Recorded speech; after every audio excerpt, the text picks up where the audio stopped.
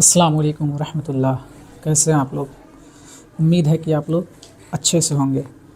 आज हम एक सीरीज़ शुरू करने जा रहे हैं, जिस सीरीज़ के तहत हम लोग उर्दू पढ़ना और लिखना सीखेंगे। हमारी कोशिश यही रहेगी कि हम ईमानदारी के साथ अपना 100% दे करके हम आपको सिखाने की कोशिश करें। तो चलिए बिना किसी देरी के हम आज का ये लेसन शुरू करते हैं। जिस तरह हिंदी में अक्षर होता है क, ख, ग, घ, या इंग्लिश में लेटर होता है A, B, C, D, इसी तरह उर्दू में भी लेटर्स होते हैं जिन्हें हम हरूफ तहज्जी बोलते हैं। हम लोग हिंदी में उसे वर्णमाला बोलते हैं, इंग्लिश में अल्फ़ाबेट बोलते हैं और उर्दू में हरूफ तहज्जी बोलते हैं। तो चलिए हम आज का ये लेसन शुरू करते हैं। देखिए, किसी भी भाषा को पढ़ने के लिए उसके वर्णमाला को पढ़ना या उसके अल्फ़ाबेट को जानना ज़रूरी है। बगैर उसके अल्फ़ाबेट को जाने वो भाषा पढ़ नहीं सकते। तो उर्दू पढ़ने के लिए ज़रूरी है कि सबसे पहले हम उर्दू के हरूफ तहज्जी को, या यूँ कहिए कि उसके अल्फ़ाबेट को हम जानने की कोशिश करें। तो आज पहली क्लास में हम उर्दू का अल्फ़ाबेट सीखेंगे। यहाँ देखिए ध्यान से, ये है अलिफ़। अलिफ़, इसको हम लोग उर्दू में जब पढ़ेंगे तो अलिफ़ बोलेंगे, लेकिन अगर हम हिंदी में जानने की कोशिश करें कि अलिफ़ की हिंदी क्या होती है, तो अलिफ़ की हिंदी है अ। उसके बाद है बे। इसको उर्दू में हम लोग बे पढ़ते हैं और बे को हम हिंदी में ब कहेंगे। यह है पे। पे को हिंदी में हम प कहेंगे। पे पढ़ा जाएगा, इसको प्रोनाउंस हम पे करेंगे, लेकिन अगर ये समझना हो कि पे की हिंदी क्या है तो पे की हिंदी प है। इसी तरह ये ते, इसको ते बोलते हैं उर्दू में, लेकिन हिंदी में इसको हम त बोलेंगे। इसी तरह ये टे है, उर्दू में हम इसको टे बोलते हैं, इसको हम टे, इसका उच्चारण हम टे करते हैं, लेकिन अगर हम हिंदी में जाने कि टे की हिंदी क्या होगी तो टे की हिंदी ट होगी। उसी तरह है से, इसको से बोलते हैं और से की हिंदी स होगी। ये है जीम, इसको जीम बोलेंगे और जीम की हिंदी ज होगी। इसका उच्चारण हम करेंगे जीम, लेकिन इसकी जो हिंदी है वो ज है। यह है चे, इसको बोलेंगे हम चे, इसको पढ़ेंगे चे, लेकिन इसकी हिंदी होगी च। यह है हे, इसको बड़ी है भी बोलते हैं, इसको हलक से निकाला जाता है, लेकिन उर्दू में हलक से निकालने की ज़रूरत नहीं है। नॉर्मल जिस तरह हम प्रोनाउंस करते हैं हे या ह, उसी तरह बोलेंगे। यह है हे, इसको कोई कोई बड़ी है बोलते हैं, इसका है उच्चारण हिंदी में ह। यह है खे, इसको जब प्रोनाउंस करते हैं तो बोलते हैं खे, और जिसे ऑलमोस्ट सभी हिंदी भाषी गलत पढ़ते हैं। जिसको खान बोलना होता है उसको लोग खान बोलते हैं। खान वाला ये खे नहीं है, खान वाला खे है, इसको खे हलक से बोलते हैं, लेकिन उतनी ज़रूरत है नहीं। जान लीजिए कि ये है खे और इसको हम हिंदी बोलते हैं ख। ये है दाल, उर्दू में हम इसका उच्चारण दाल करेंगे, लेकिन इसकी हिंदी अगर जानना हो तो ये द के इक्विवेलेंट है।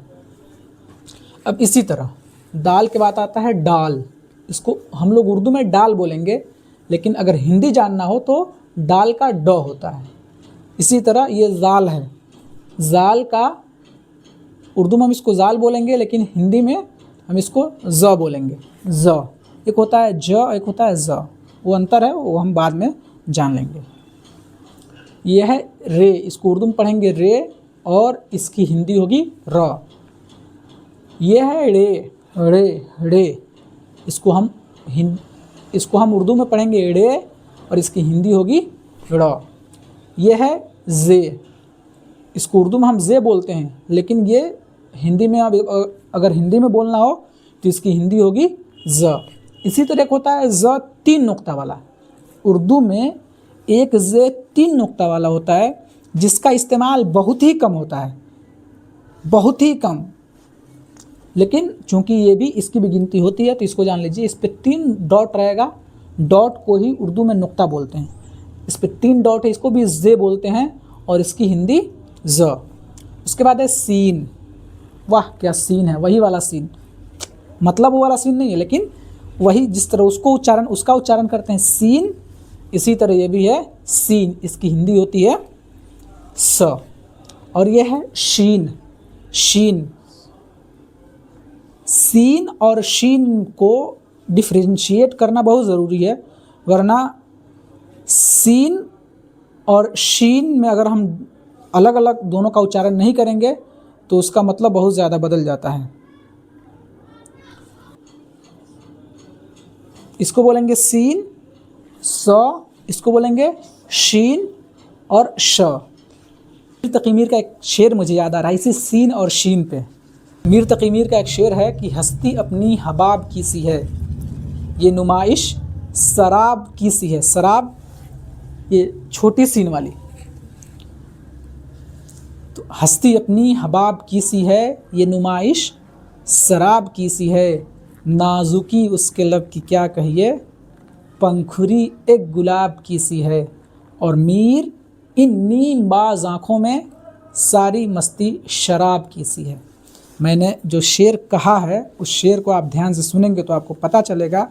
पहली जगह शराब को स से प्रोनाउंस किया गया है और आखिरी शेर में शराब को श से प्रोनाउंस किया गया है। इसलिए ज़रूरी है कि हम समझें कि स कौन क्या है और श क्या है। अब आइए आगे। यह है सीन स, यह है शीन श, यह है स्वाद। स्वाद भी स ही होता है। यह है ज़्वाद, ज़ होता है। यह है तो, कुछ लोग इसको तोए पढ़ते हैं, इसकी हिंदी होगी त। यह है ज़ो, इसको कुछ लोग ज़ोए पढ़ते हैं, इसकी हिंदी होगी ज़। यह है ऐन, ऐन, इसकी हिंदी होगी अ। यह है गैन, यह है क़ाफ़, इसको बोलेंगे बड़ी क़ाफ़। क़ाफ़ को भी हलक से बोलते हैं। थोड़ा बहुत उस पर ध्यान देना ज़रूरी है, बहुत ज़्यादा ध्यान देना ज़रूरी नहीं, क्योंकि ये सारी बातें अरबी पढ़ने वालों के लिए उर्दू में सारा चलता है। तो यह है क़ाफ़, बड़ी क़ाफ़, इसकी हिंदी होगी क। यह है छोटी काफ़, इसकी भी हिंदी होगी क। यह है गाफ़, इसकी हिंदी होगी ग। यह है लाम और इसको हम हिंदी में बोलना होगा तो ल।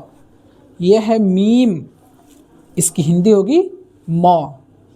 यह है नून, नून, इसकी हिंदी होगी न। यह है वाव, वाव, इसकी हिंदी होगी व। यह है हे, इसको छोटी हे भी बोलते हैं, इसकी हिंदी होगी ह। और ये भी है हे, लेकिन इसको हम दो चश्मी हे बोलते हैं, क्योंकि इसमें दो आँखों की तरह दो अलग अलग बना हुआ है। इसीलिए इसमें दो आँखें अलग अलग बनी हुई दिखती हैं, इसीलिए इसको बोल दिया जाता है पहचान के लिए दो चश्मी है। इसका मतलब भी ह ही होता है। यह है हमज़ा, हमज़ा, इसकी हिंदी होती है अ। हमज़ा और ये अलिफ़, अलिफ़ और हमज़ा ये दोनों हिंदी का एक ही माना देते हैं अ। और ये है छोटी ये, इसका मतलब ये होता है हिंदी में य।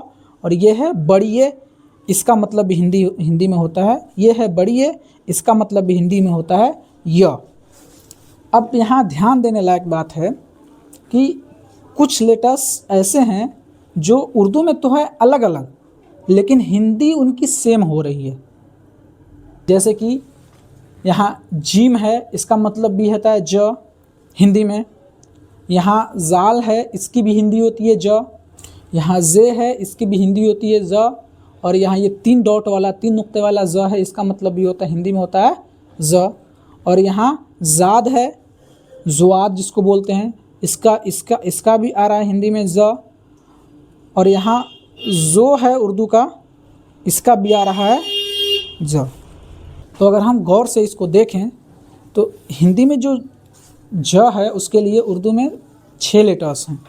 जैसे कि जीम 1 हो गया, जाल 2 हो गया, जे 3 हो गया, और ये 3 डॉट वाला जे 4 हो गया, और ये ज़ुआद 5 हो गया, और जो 6 हो गया। उर्दू में तो अलग अलग 6 लेटर्स हैं, लेकिन उसकी हिंदी सेम होगी ज। अब ज ही नहीं होगी, उसको ज भी बोलेंगे। जीम का होता है ज, और बाकी जितने हैं उसको हम हिंदी में बोलेंगे ज। इसी तरह अगर हम क को देखें तो हिंदी में सिर्फ एक लेटर है क, लेकिन उसके उर्दू में 2 लेटर्स हैं। एक है क जिसको हम बड़ी काफ बोल रहे हैं, और दूसरा क के लिए है छोटी काफ। तो बड़ी काफ और छोटी काफ दोनों का मतलब होता है क, लेकिन उर्दू में उसका अंतर है क और क, लेकिन उतना ध्यान देने की ज़रूरत नहीं है।